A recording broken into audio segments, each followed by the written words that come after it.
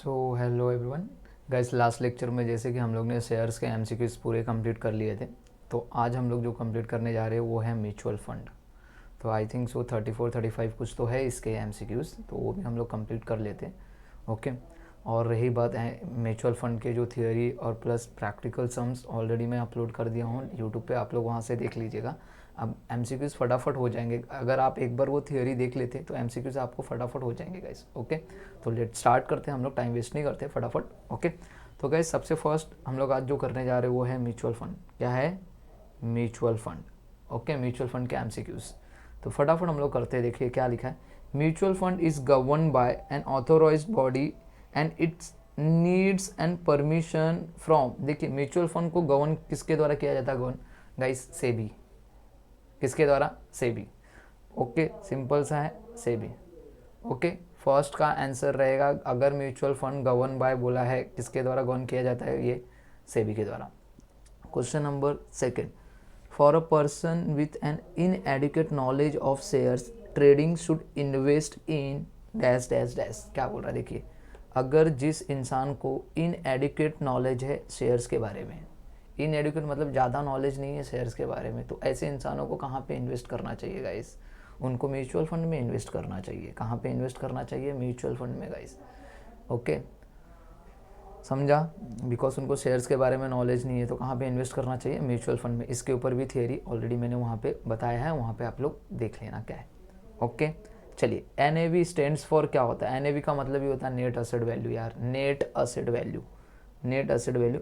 ए B भी correct डाला है लोग ने, दो दिया है, तो दोनों में से भी कोई भी एक आप चूज कर सकते हो। Okay, next, NAV is calculated and published daily for. दिख रहा है NAV जो होता है calculate and publish daily dash mutual fund. कौन से इस पे होता है? म्यूचुअल फंड पे। ओपन एंडेड यार, open ended.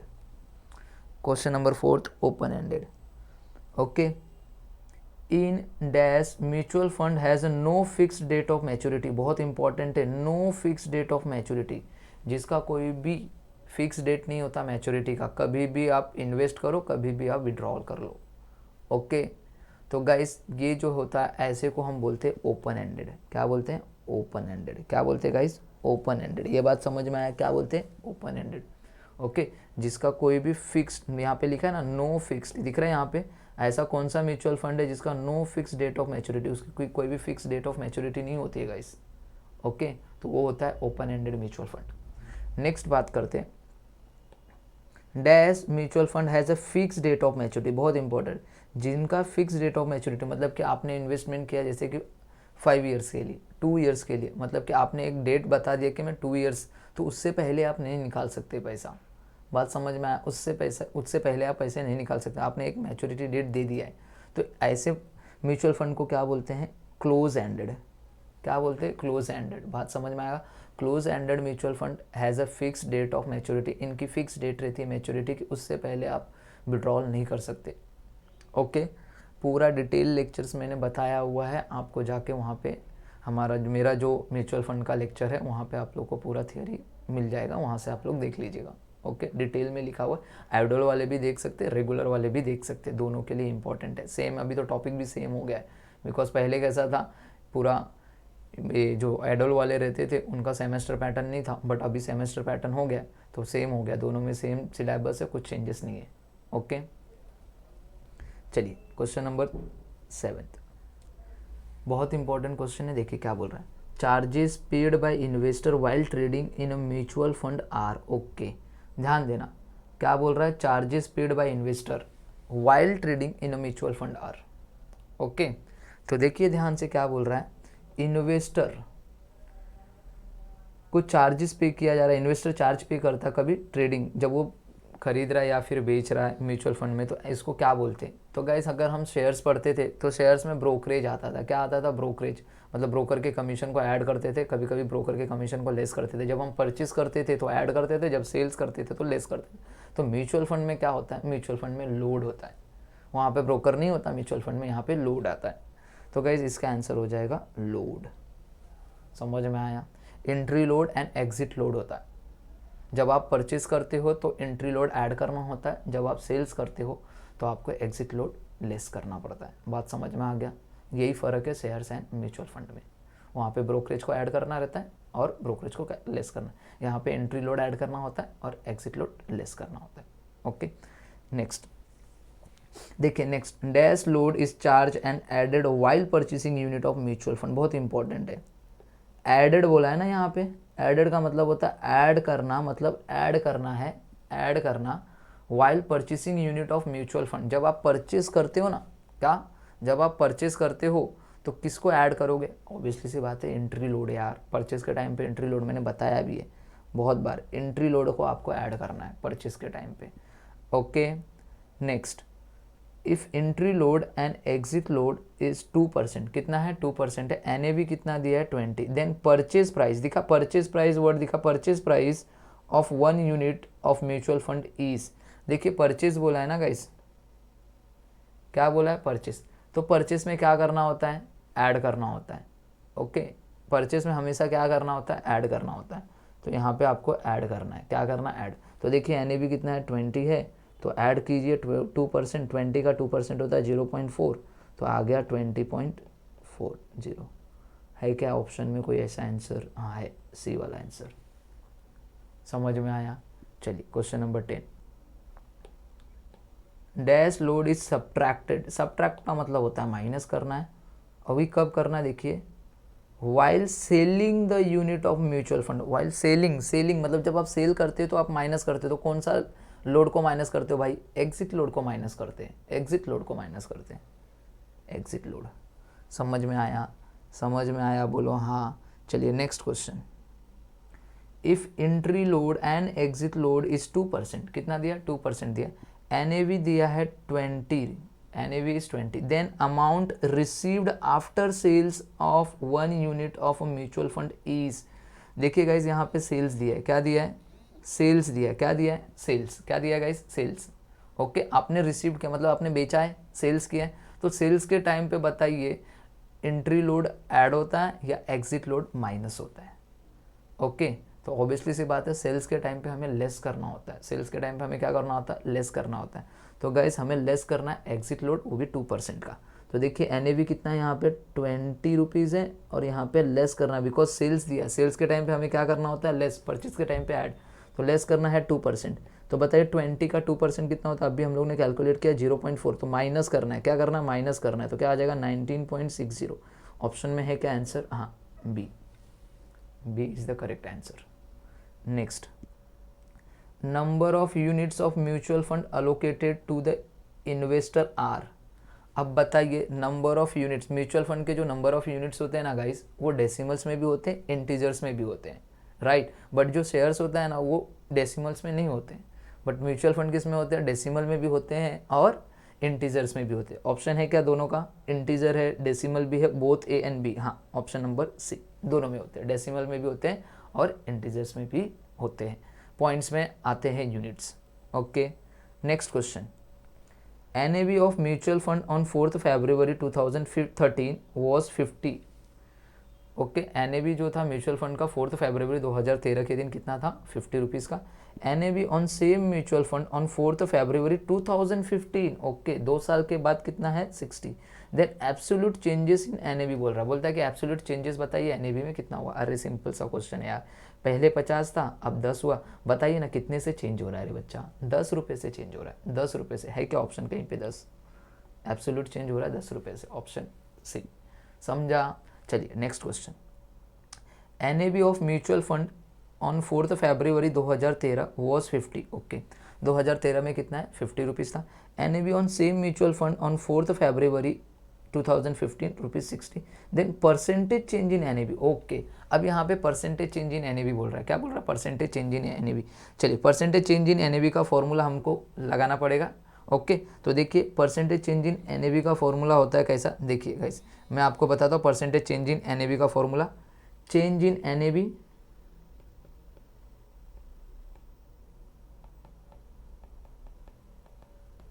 Change in NAV क्या करना है? Change in NAV divide by NAV at the beginning, okay, eight the beginning into 100। तो देखिए चेंज कितने से हुआ है, NAV 50 से 60 हुआ है, तो चेंजेस कितने से हुआ है, 10 से। तो 10 divide by NAV at the beginning कितना है, 50 इंटू 100। बिगनिंग में कितना है NAV, 50 था। बिगनिंग मतलब स्टार्टिंग में कितना था, 50 था। तो 10 अपॉन 50 इंटू 100। तो गाइज इसका जो आंसर आएगा वो हो जाएगा 20%। कितना, 20% है क्या ऑप्शन में, 20%। समझ में आया, क्लिक हो रहा है क्या। परसेंटेज चेंज इन NAV का फॉर्मूला होता है change in NAV divide by NAV at the beginning into 100। चलिए next question. NAV of mutual fund on 4 February 2013 was 50। Okay, 2013 में NAV कितना था, 50। NAV on the same mutual fund on 4 February 2015 ₹60 है। Then annualise change in NAV। यहाँ पे अभी question देखिए annualised बोल रहा है, annualise change in NAV, annualise change in NAV मतलब पूरे सालाना। ओके कोई बात नहीं, सिंपल सा क्वेश्चन है, इसको भी हम लोग कर लेंगे। देखिए इसका भी फॉर्मूला है annualized change in NAV is equal to same change in NAV divided by NAV at the beginning into अभी एनुअलाइज्ड बोला है, क्या बोला है गाइस, एनुअलाइज्ड बोला है, क्या बोला है, एनुअलाइज्ड बोला है, क्या बोला है, एनुअलाइज्ड। तो मैं क्या करूँगा यहाँ पे, एनुअलाइज्ड बोले तो 12, साल में कितने मंथ होते हैं, 12 इंटू 12 डिवाइड बाय, देखिए ये कितने साल तक था, कितने दिन तक, कितने मंथ तक था हमारे पास। एनुअलाइज्ड बोले तो 12 मंथ मैंने लिखा है, मंथ में लिखा है। तो डिनोमिनेटर में देखिए, डिनोमिनेटर जो ये है ना, डिनोमिनेटर दिख रहा है यहाँ पे, डिनोमिनेटर यहाँ पे जो भी डिनोमिनेटर में मेरे को यहाँ पे क्या लाना है, देखिए डिनोमिनेटर में। ओके तो डिनोमिनेटर में देखिए कितने दिन तक था, 4 फरवरी 2013 से लेके 4 फरवरी 2015, मतलब टोटल 24 मंथ्स। टोटल कितना, 24 मंथ्स, राइट। तो 12 डिवाइड बाय 24 इंटू 100। समझ में आया, दिख रहा है यहाँ पे मैंने क्या किया, annualise change in NAV is equal to change in NAV divide by NAV at the beginning into annualised बोला था, इसलिए एनुअलाइज्ड मतलब पूरे साल भर में कितने महीने होते, 12 मंथ्स होते, इसलिए न्यूमरेटर में 12 लिखा, डिवाइड बाय डिनोमिनेटर में टोटल कितने दिन तक था, वो 2 ईयर्स तक था। तो 2 ईयर्स में कितने मंथ होते हैं, 24 मंथ होते, इसलिए मैंने डिवाइड किया 24 इंटू 100। ओके सिंपल है। तो देखिए चेंज इन NAV मतलब कि 50 से 60 हुआ, मतलब 10 का चेंजेस आया। मैं थोड़ा ऊपर की तरफ लिखता हूँ यहाँ पे, 10 का चेंजेस आया, बिगनिंग में 50 था, इनटू मैंने किया 12 डिवाइड बाय 24 इंटू 100। समझ में आया। तो इसका आंसर देखिए क्या आएगा गाइस, इसका आंसर हो जाएगा, अगर हम लोग इसको कैलकुलेट करते हैं, ओके तो आंसर हो जाएगा हमारा ये 10%। देखिए ना 1/2 हो जाएगा, ये 50 से ये 2 टाइम में जाएगा, ये 2 से 2 गया 10। ओके तो मतलब 15 का आंसर है 10, 15 का आंसर 10। समझ में आया। चेंज इन NAV का फॉर्मूला गाइस, देखिए मेरे को फॉर्मूला लर्न है इसलिए मैं फटाफट लिख देता हूँ, बट अगर मैं डायरेक्ट कैलसी पे भी कैलकुलेशन कर सकता हूँ। ओके आप लोगों के लिए मैंने फॉर्मूला लिखा है ताकि आप लोगों को लर्न हो जाए फॉर्मूला। ओके चलिए नेक्स्ट क्वेश्चन देखते हैं। चलिए accumulated revenue of a mutual fund is given back to the mutual fund unit holder, मतलब जो म्यूचुअल फंड यूनिट होल्डर होता है उसको जो एक्यूमुलेट रेवेन्यू दिया जाता है उसको क्या बोलते हैं गाइस, डिविडेंड बोलते हैं यार, क्या बोलते हैं, डिविडेंड बोलते हैं, क्या बोलते हैं, डिविडेंड। ओके चलिए नेक्स्ट क्वेश्चन देखिए क्या बोल रहा है, NAV is the ratio of NAV net asset value, net asset value ये क्या है, रेशियो किसका है, net asset of mutual fund to the number of units outstanding का। Okay net asset of mutual fund to number of units outstanding, ये इसका correct answer है 17 का ए। ओके चलिए next 18, investment plan in which fixed amount is invested at a regular interval of time is known as. Okay देखिए ऐसा investment plan, ऐसा कौन सा इन्वेस्टमेंट प्लान है जहाँ पे फिक्स्ड अमाउंट का आप इन्वेस्ट करते हो at regular interval of time में। ओके गाइस सबसे लास्ट क्वेश्चन म्यूचुअल फंड का systematic investment plan. Systematic investment plan मैंने कराया हुआ है, राइट। है क्या ऑप्शन में systematic investment plan? Yes, option number D. समझा? चलिए next, sale price is also known as, sale price is also known as, देखिएगा sale price also known as NAV, no guys NAV तो नहीं होगा। Purchase price, अरे cell बोला है, purchase तो होगा भी नहीं। रीपरचेज, अरे नहीं रीपरचेज में क्या ऑप्शन बचा? Offer price. सेल प्राइस को हम लोग क्या बोलते हैं? ऑफर प्राइस बोलते हैं। बात समझ में आया? Next, a fee levied on investor at the time of purchasing unit, okay. ऐसा कौन सा फी हम लोग लेविड होता है जब हम परचेस करते हैं? परचेस के टाइम पे जो हम करते हैं तो उसको ऐड करते, इतना याद है, परचेज के टाइम पे जो भी लोड हम लोग करते हैं उसको ऐड करते हैं, और वो लोड को हम लोग एंट्री लोड बोलते हैं। परचेज के टाइम पे जो लोड ऐड किया जाता है उसको क्या बोलते हैं? एंट्री लोड करते हैं। तो यह क्या एंट्री लोड? हाँ एंट्री लोड, समझ में आया? Next, a fee levied on investor at the time of selling unit, selling unit के टाइम पे जो लोड हम लोग को लेस करना होता है, सेल्स के टाइम पे लेस करना होता है, तो हम लोग क्या करते हैं? उसको एग्जिट लोड बोलते हैं। क्या बोलते हैं? Exit load. है क्या ऑप्शन में? Okay, exit load. Next, the ratio of net asset of a mutual fund scheme to the number of units outstanding is called, okay. ये ऊपर ही हम लोग ने देखा था, ऊपर ही देखा था, देखिए ये वही 17th वाला, देखिए एनएवी है ना, एनएवी क्या है? एक रेशियो किसका? Net asset of mutual fund to the number of unit. अभी क्वेश्चन में क्या दिया है? ये क्वेश्चन बना के दिया है, और ये जो हमारा क्वेश्चन है उसको आंसर बना दिया है। आंसर को क्वेश्चन बना दिया है, क्वेश्चन को आंसर बना दिया है, तो वही यहाँ पे बोला है, दिख रहा है? The ratio of net asset of mutual fund scheme to the number of unit outstanding is called, उसको क्या बोलते हैं? नेट असेट वैल्यू बोलते हैं। क्या बोलते हैं? Net asset value.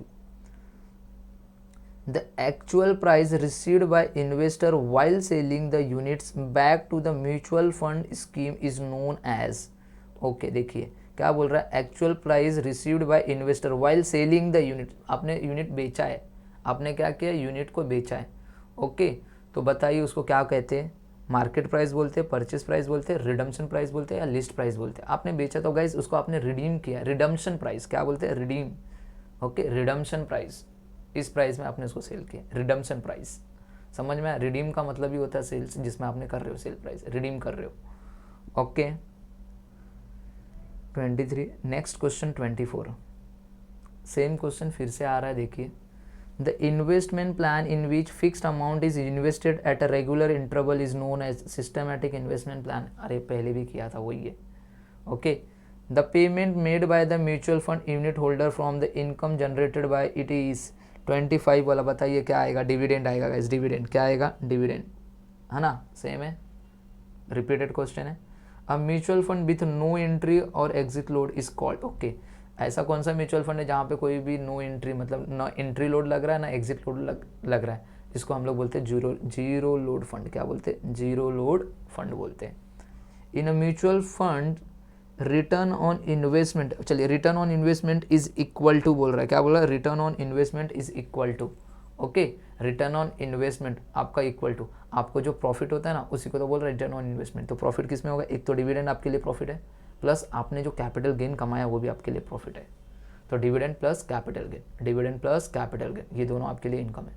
यही तो रिटर्न ऑन इन्वेस्टमेंट है, इन्वेस्टमेंट के ऊपर जो इनकम मिल रही है, राइट। तो प्रॉफिट ही मिलेगा ना आपके ऊपर।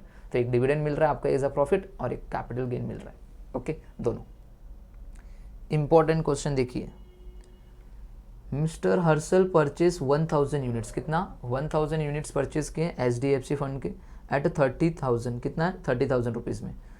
On 1 February 2018 he sold all the units on 15 September 2018 at NAV 31.13। Net profit of mister Harshal is, okay. बोल रहे कि नेट प्रॉफिट बताइए कितना हो रहा है। सिंपल सा क्वेश्चन है यार, कुछ है ही नहीं। देखिए परचेज कितने में किया है? 30,000 में, ओके। कितने में परचेज किया? 30,000 में। अब बताइए पूरा का पूरा यूनिट सोल्ड कर दिया, मतलब कितने थे उनके पास? 1000 यूनिट थे, और एक क्या कितना बोल रहे? 31.13 में सोल्ड किए। तो बताइए 1000 यूनिट को सोल्ड किए रहेंगे कितने में? 31,130 में, 31,130 में। बताइए ना, खरीदा 30,000 में, बेचा 31,130 में, दोनों के बीच का डिफरेंस कितना? 1,130 का, मतलब 1,130 का प्रॉफिट हुआ है ना भाई। है क्या ऑप्शन में 1,130? हाँ, next, Akash purchase some units in open end fund, okay, at ₹35। Akash ने परचेज किया कुछ यूनिट्स ओपन एंडेड फंड में से, ओके, ₹35 में। NAV after 15 months was ₹45, okay, 15 महीने के बाद, 15 मंथ के बाद उसका NAV कितना हो गया 45। The absolute change in NAV पूछ रहा है, ओके, एब्सोल्यूट चेंज बताइए कितने से चेंजेस हुआ है। अरे सिंपल है ना, 35 की चीज़ 45 की हो गई, 10 का चेंजेस हुआ है ना मेरे भाई। कितने का चेंजेस हुआ है, 10 का है क्या, हाँ ऑप्शन, ओके। चलिए 30 इंपॉर्टेंट है, 30 भी देख लीजिए क्या बोल रहा है। Surekha invested some amount in mutual fund scheme, the NAV on the purchase was ₹141.85। चलिए उन्होंने परचेज किया कितने में, 141.85, विथ एंट्री लोड भी वो दे रही हैं 2.25%। The purchase price per unit of fund is rupees, पूछ रहा है कि purchase price of per unit fund कितना होगा। चलिए बताइएगा, सिंपल है, एंट्री लोड ऐड कर दो ना यार, कितना है देखिए, परचेज किया 141.85 में प्लस कर दीजिए 2.25, क्यों परचेज में क्या होता है, ऐड करते हैं ना हम लोग एंट्री लोड, तो ऐड करेंगे, बताइए कितना आ जाएगा, 141.85 कैलसी में लिखिए, उसका 2.25% निकालिए, कितना आ रहा है देखिए 3.1625 आएगा। इसको ऐड कीजिए तो आंसर आएगा 145.04। है क्या ऑप्शन में कहीं, हाँ A is the correct answer, okay. देखिएगा इस टोटल 33 था, ओके, 30 तक मैंने करा दिए, अभी 3 बाकी है, 3 करते फटाफट। चलिए देखिए, Atul sold some units of mutual fund scheme. The NAV on the sale was ₹132.25 with exit load 0.5%. The selling price per unit of fund is rupees, okay. इस बार क्या कर रहा है, सेल कर रहा है। पिछली बार परचेस कर रहा था तो हमने एंट्री लोड को ऐड किया, इस बार क्या कर रहे हैं, सेल कर रहे, तो एग्जिट लोड को क्या करेंगे, माइनस करेंगे। सेल के टाइम पे क्या करते हैं, एग्जिट लोड माइनस करते हैं। तो देखिए 132.25 है, इसमें से माइनस करना है 0.5%। चलिए 132.25 कैल्सी में लेने का, उसको 0.5% निकालिए, कितना आ रहा है, चलिए उसका 0.5% निकालेंगे तो आएगा 0.66125। चलिए माइनस करना है, थोड़ा ध्यान देना, ऐड मत कर देना, मैं अभी भी बता रहा हूँ, माइनस करना है, ओके। तो माइनस करोगे तो आंसर आएगा 131.5886। ऐसा कोई ऑप्शन दिख रहा है आपके पास 131 वाला, हाँ है, ऑप्शन नंबर बी। चलिए next, if total asset 60 lakhs, total liability 6 lakhs, okay, the number of units outstanding is 15,000, then NAV पूछ रहा है, okay.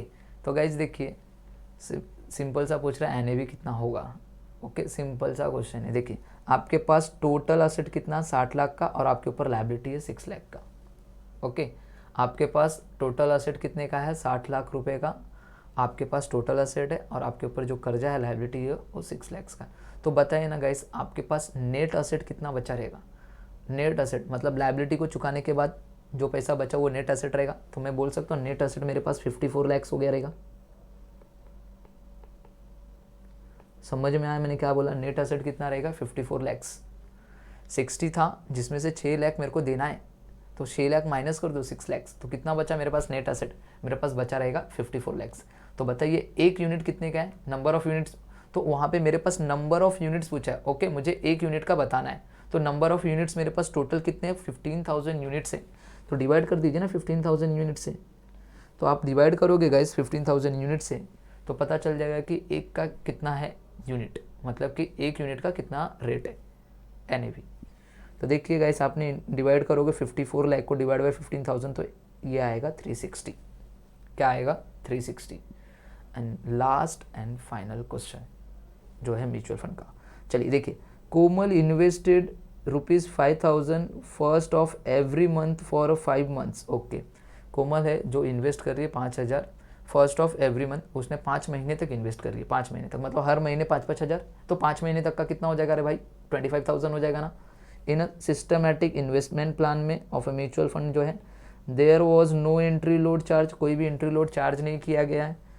If the 613.82 number of unit purchase, उसने कितने यूनिट परचेज किए, 613.82 नंबर ऑफ यूनिट परचेज किए, then the average price of unit is, पूछ रहा है कि एवरेज प्राइस बताइए कितना होगा।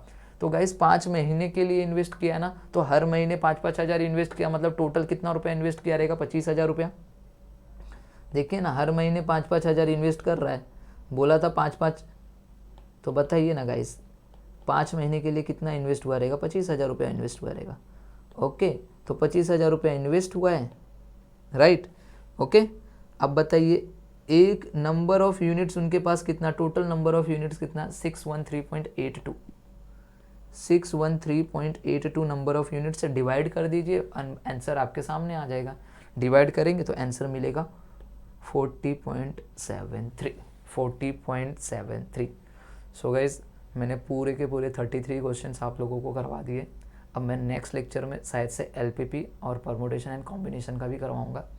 ओके, फटाफट हो जाएगा, सिंपल है, इसके बाहर का कुछ पूछने वाला नहीं है। हाँ, जो थियोरी मैं पढ़ा रहा हूँ वो थियोरी को एकदम कॉन्सेंट्रेट से देखिए, ध्यान से देखिए, एंड थोड़ा यहाँ पे यूट्यूब पे है तो थोड़ा अगर ऐसा हो सकता है कि आपको मैंने बहुत स्लो पढ़ाया है ताकि आपको नींद आ सकता है, तो आप उसको स्पीड में भी देख सकते हो। Okay, so bye bye and take care everyone.